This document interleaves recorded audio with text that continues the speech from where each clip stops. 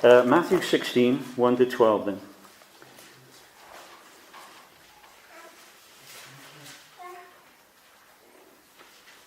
The Pharisees also with the Sadducees came and tempting him desired him that he would show them a sign from heaven. He answered and said unto them, When it is evening, you say, it will be fair weather, for the sky is red. And in the morning it will be foul weather today, for the sky is red and lowering. O ye hypocrites, ye can discern the face of the sky, but can ye not discern the sign of the times? A wicked and adulterous generation seeketh after a sign, and there shall no sign be given unto it but the sign of the prophet Jonas. And he left them and departed. And when his disciples were come to the other side, they had forgotten to take bread. Then Jesus said unto them, Take heed and beware of the leaven of the Pharisees and the Sadducees. And they reasoned among themselves, saying, It is because we have taken no bread. Which, when Jesus perceived, he said unto them, O ye of little faith, why reason ye among yourselves, because ye have brought no bread? Do you not yet understand, neither remember the 5 loaves and the 5,000, and how many baskets ye took up, neither the 7 loaves of the 4,000, and how many baskets ye took up? How is it that ye do not understand, that I spake it not to you concerning bread, that ye should beware of the leaven of the Pharisees and of the Sadducees? Then understood they how that he bade them not beware of the leaven of bread, but of the doctrine of the Pharisees and of the Sadducees.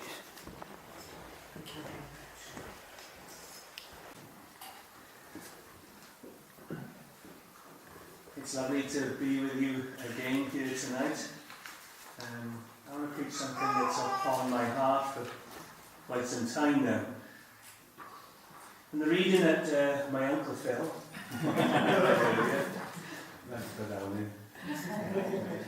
we find Jesus warning his disciples about the leaven or the yeast of the Pharisees and the Sadducees. So I'm going to talk about something that I know a little bit about. I'm going to talk about bread making. Those who perhaps don't, I think there's a few that perhaps don't know I'm a baker. I work in Glanmores in Caerphilly, a small family business in Caerphilly, and I make bread. I'll be there tomorrow morning, just before 4 o'clock, making bread. I should be a craftsman by now. All these years I've been there. My boss would say I'm crafty, more than a craftsman. The earliest record of any bread made with yeast anywhere in the world is found in the Bible, in the book of Genesis. You can also find it in Exodus, where it talks about making bread without yeast, unleavened bread. But what is yeast? When Jesus is talking about yeast, we know yeast today is that brown, smelly stuff that I use in huge quantities over my week and add it to bread. It's commercially produced, sent out to bakers. You can see it in supermarkets now if you make your own bread, and we sell it to the public if you want to buy some, if you're that way inclined. But Jesus wasn't specifically talking about that brown stuff, but he was talking in principle of the same thing. You see, from the time of Genesis through Exodus and right throughout history, the principle of bread making has never changed, although its method has changed dramatically, especially in the 20th century, where things are done quickly, instantly. If you go to the supermarket today, you would normally ferment a loaf of bread for a length of time, let it rise, and then begin to process it into the loaves or the rolls or whatever it is. And if you go to a supermarket, they literally process it straight away by using chemicals which actually quicken up the process of fermentation. So what is yeast specifically? And what was Jesus talking about in relation to it? Why was he warning against the religious leaders of the day? Yeast is in fact a fungus. It's a bit strange to think that we eat bread probably every day of our life and we're actually taking in fungus into our diet. Yeast is in fact in the atmosphere. It's in the air. If it's in the air, then it's in everything. It's just looking for the right environment for it to grow, especially in foodstuffs that's got sugars contained within them. Say for instance orange juice, it contains a natural sugar within orange juice.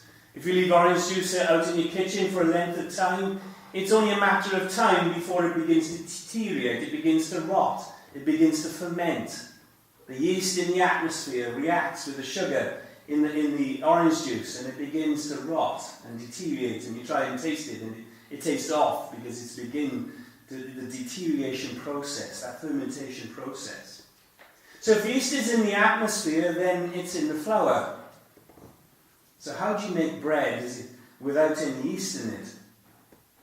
The simple fact is this: the moment that you add water to the flour, if you leave it long enough, if you leave it exposed to the atmosphere, it will begin to ferment all on its own.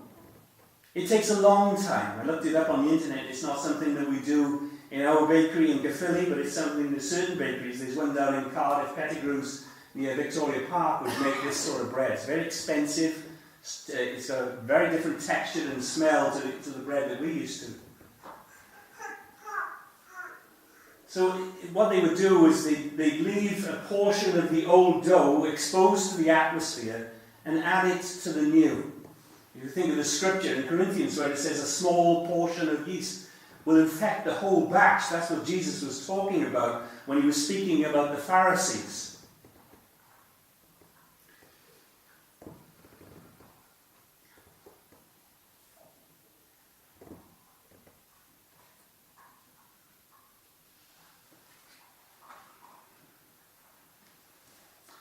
As we make bread, sorry I got lost in my notes then. We make bread on the more modern methods. We ferment our doughs for an hour, so we add yeast to it, leave it for an hour, and then ferment it, and then continue the process. But what we do, perhaps a trade secret, we do keep a portion of the old dough from the day before, because it will affect its flavour, it will affect the fermentation.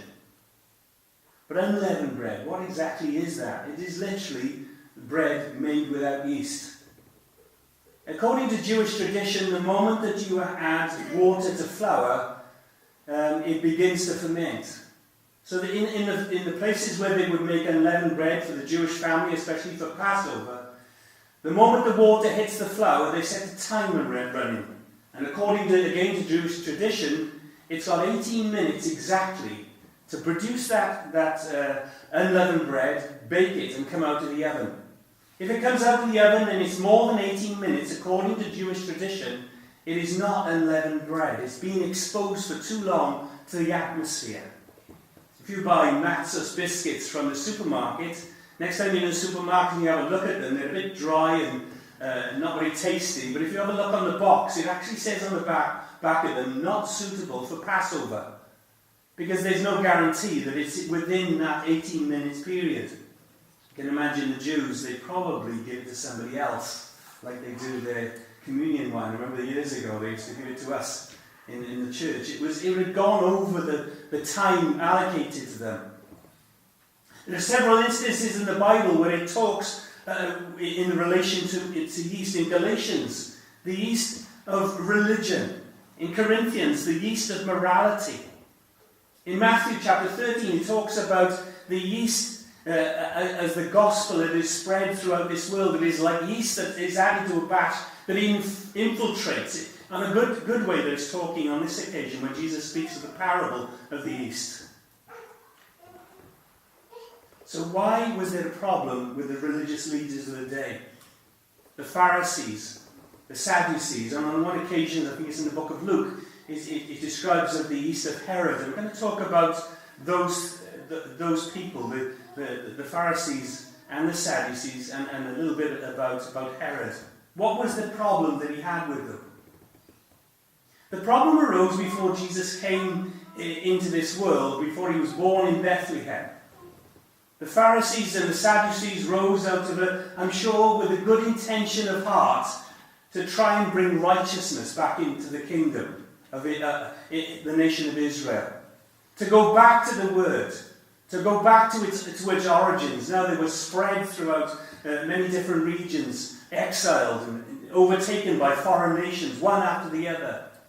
And these religious men, with the good intentions of heart, decided that they would show an example. They would show an example by the way that they lived.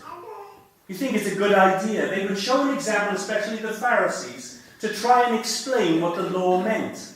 They had their oral traditions, their oral interpretations of what the law meant. In practical terms, everything that Moses had told the children of Israel way back in the law was explained by these Pharisees in their oral traditions. It was an explanation of the law.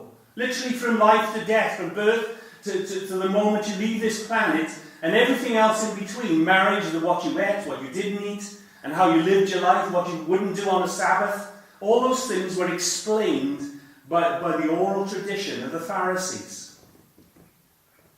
It's 200 years after Jesus was born into this world, about 200, leading up to about 400 BC, that those traditions were actually put down in books. It was sort of culminated together, and it's known as the Talmud. The Talmud is an explanation of the law. So where did they go wrong? If they had a good intention of heart to begin with, where did they go wrong? The Pharisees in particular, they were renowned in the way that they dressed. You could recognize a Pharisee from a mile off. You were walking through a village square amongst a pile of strangers. The Pharisee would stick out by his long flowing gowns. The Pharisees were renowned for their giving. They would meticulously, right down to the last penny. Somebody once said if they found 10 pence on the ground, they'd give 1 pence into the coffers of the temple. They were meticulous in the way that they gave. They were renowned for the way that they prayed. They would be in the public squares and would be such great orators. These were the educated people. These were the elite. You can imagine through Jewish society, the young boys, it was a male-dominated society in those days. The women didn't have really much of a say. But as they grew up, there were those who were special. There were those who were unique within Jewish society. There were those who would have special knowledge and understanding. And the Pharisees would pick them out. Through time, they'd be weaned out until eventually when they became a Pharisee, round about the age of 30. It was literally the best of the best. You know, when Jesus came into this world and he said to Peter, James and John, "Come and follow me," it's no wonder they left, because they'd had their chance as young men. They weren't unique. They weren't special. They didn't have any special knowledge. They were just ordinary. But the Pharisees went wrong. The power went to their head. Their long flowing gowns, they felt as if they were better than the next person. Their prayers were only to be heard with the applause of men. It wasn't that they were listening to God and what he wanted in their lives. They gave to the nth degree, right down to the final minute detail. But they made sure everybody knew about it. The Sadducees. The main difference between the Sadducees and the Pharisees were that it was literally life and death. They didn't believe in the resurrection. They didn't believe in angels. They didn't believe anything beyond what they could see. It was almost in today's society, it was organized religion. It was just a format, of going through the motions. These were the elite. These were the special ones as well. And they argued with the Pharisees about what was right and what was proper as far as the Jewish society was concerned. And then there was Herod, the king, on the throne, somebody to look up to. Again, like the Pharisees and Sadducees, they should be those who you look up to in society, those who had made it, God, those who had been chosen. Herod was a foreigner. His mother was an Arab. You can imagine if the Jews had problems with Samaritans, who were half-breeds, so to speak, then they had problems with Herod. Jesus described him like a reed blowing in the wind. He was spineless. He was placed there as his father was, Herod the Great, by the Roman Empire. He couldn't make a decision for himself. He wanted to kill Jesus, but didn't have the guts to do it himself. He wanted to kill John the Baptist, and again, he left it for another to do it for him. Spineless. Jesus described him as a fox an unclean animal for the Jewish people. Cunning, conniving. Supposed to have been on the Jewish side, but he was an enemy of the Jewish people. And he died as a young man, an unknown, disappeared off the face of this earth. If we turn to the parable of the sower in Matthew chapter 13. I wonder if Phil, if you could read that for me. Matthew 13.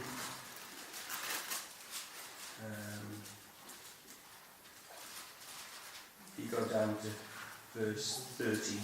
Thank you. First 13 verses. Yes, thank you. Okay. The same day went Jesus out of the house and sat by the seaside, and great multitudes were gathered together unto him, so that he went into a ship and sat, and the whole multitude stood on the shore.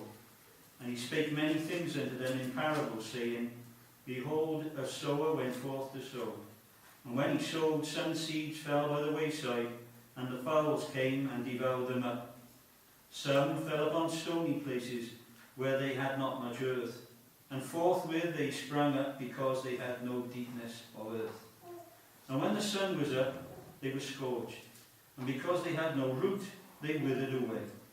And some fell among thorns, and the thorns sprung up and choked them. But other fell into good ground, and brought forth fruit, some 100, some 60, and some 30-fold. Who hath ears to hear, let him hear. And the disciples came and said unto him, Why speakest thou unto them in parables? He answered and said unto them, Because it is given unto you to know the mysteries of the kingdom of heaven, but to them it is not given. For whosoever hath, to him shall be given, and he shall have more abundance. But whosoever that hath not, from him shall be taken away even that he hath. Therefore speak I to them in parables, because they see and see not, and hearing they hear not, neither do they understand. In this parable, we hear Jesus speaking of a farmer throwing his seed on the ground, and it falls on 4 different types of soil. The path, compounded through time. You can imagine it may have been an access through a field where everyone would walk upon. And the moment that seed falls upon that ground, the farmer turns his back, and the moment he does, the birds of the air take it away, and it's gone. Almost as if it was never there in the first place. And again, there was the stony ground, the rocky places, where it grows for a season, grows with enthusiasm, but it's because it's got no root, it withers and dies.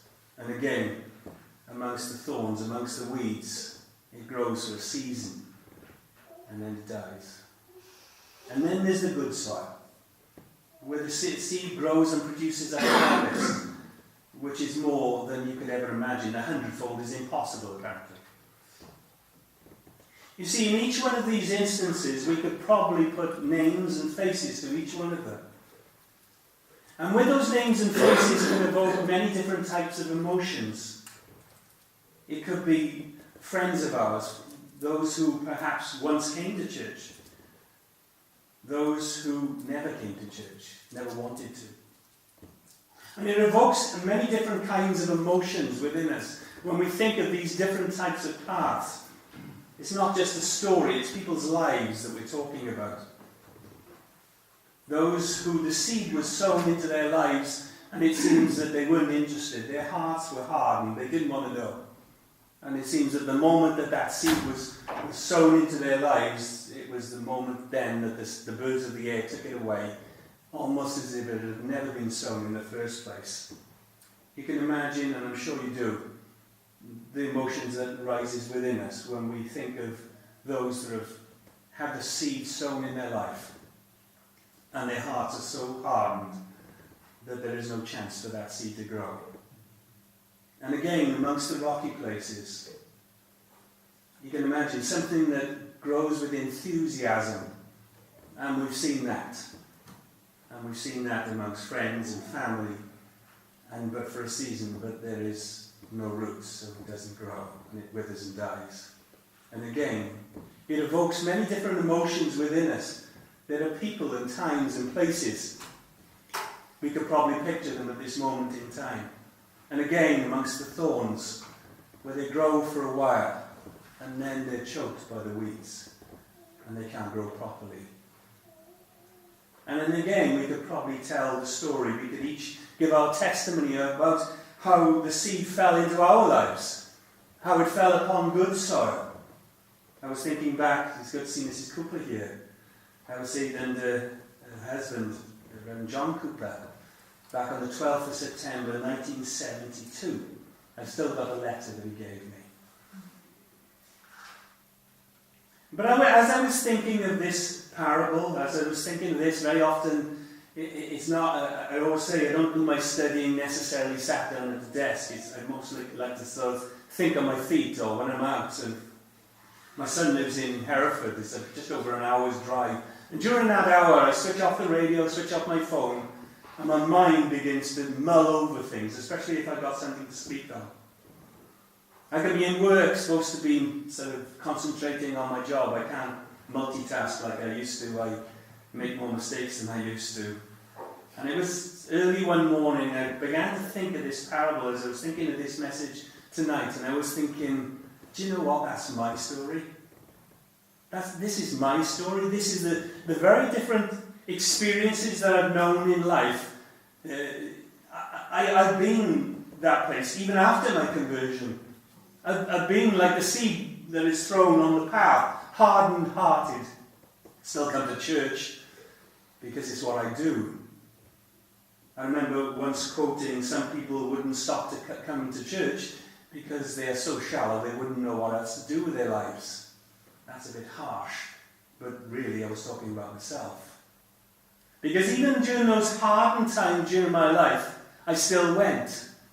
You know, you like the Pharisee, put on the illusion, the face, the Christian face, the church face, that everything's all right.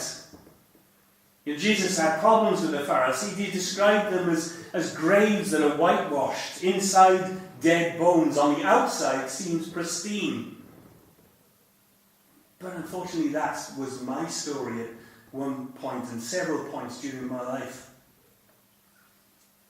Times where I felt God move in my life and grow, and the enthusiasm. In the parable, the explanation that he gives his disciples about the rocky places, that it grew for a season. And amongst the thorns, again, it grew for a season. And the troubles of life, the persecution, the cares of this world, the distractions. That has been my story too, over the years. Yes, there were times when it fell upon good soil. Again, and I'm sure we could all tell the story, how God produced a harvest in our lives. You know, some of the songs that were chosen tonight, it was that one where it says, "In royal robes I don't deserve." Because I could just kid myself and kid you that it has always fallen on good soil. And it's always produced a harvest, but that's not true. The challenge for today is to trust God even in the hard times, in the difficult days, in the troublesome days, in the days of distraction. To trust God for those who, each one of those is a story, it's a life. It's sometimes a family member. And we feel the heartache of those that have not come back. And we trust God that he would do the supernatural. You know, the Sadducees didn't believe in the supernatural. They didn't believe in life after death. They didn't believe in anything beyond what they could see with their eyes. Sometimes we can be caught up in religion and religious activity without the reality of Jesus in our lives. And I've been there, on and off throughout the years. I always feel that those moments in time where I'll change and I'll never be the same. I'll never go back. I'll never go back to thinking that way. But I find myself in those dark days, distracted, discouraged. We were talking the other day about when we used to go to Llanmaddock camp. I think I was about 13. Tim used to go. He was a bit more religious than I was, and I think I went once reluctantly. I went later on, sort of in my teens. But I don't know if you remember those who went to Penyrheol camp. At the end of the camp, there was a stick that you would throw in the fire, and it was symbolic of the old life being burning away. And I remember picking up this little twig. I'd rededicated my life. My intentions were right. But I remember throwing it, and it got caught by the wind. Which was just about as long as my recommitment to God at that particular moment in my life. Do you know God never lets us down? He never gives in. He's relentless in his pursuit of us. Even during those days when my heart was hardened, he never gave up on me. And I think we need to think of those people, those faces, those situations that God has not given up on them too. He'll never give up. And I'm sure if we were to stand here and each one of us give our testimony how God moved in our lives, then we could say at that particular moment in our lives that God did something. I'd like to think of those times that I would never be the same again, but I always go back to the same point. I was converted when I was 11 years of age. It was probably when I was 18 when Dad died that I rededicated my life. I feel that was a beginning, a starting point in my life. That suddenly life was real, raw, and I needed God because I was desperate. But it wasn't until I was 29 years of age, I remember I bought this Bible, it's nearly 30 years old, that God began to do something. I believe I was converted under John Cooper, but I fell in love with Jesus when I was 29 years of age, when he began to do something. And I began to stand in places like this. And as we think of our family, our friends, our neighbours, as the years go by, that God is not caught up in time. We are. The heartache of the years of those that have gone astray are as fresh today as the day that they left. The time where they decided, well, church is not for me, God is not for me, and they decided to walk out. But God has not given up on them. If he's not given up on us. You see, the trouble is with the Pharisees' way of thinking was when they wrote the Talmud, the explanation of the law, almost as if they left no stone unturned about how you should live your life. They missed the mark altogether. Because the law proved one thing and one thing only, that mankind was frail and it would fail at any given point, at any given day. The law was a taskmaster and it was relentless in his pursuit that mankind would always fail.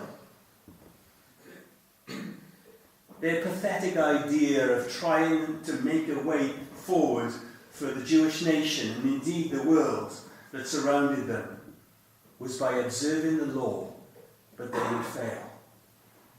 But thanks be to God that he sent his Son to us and made a way forward. We're still frail. We still fail. But he's made a way forward for us.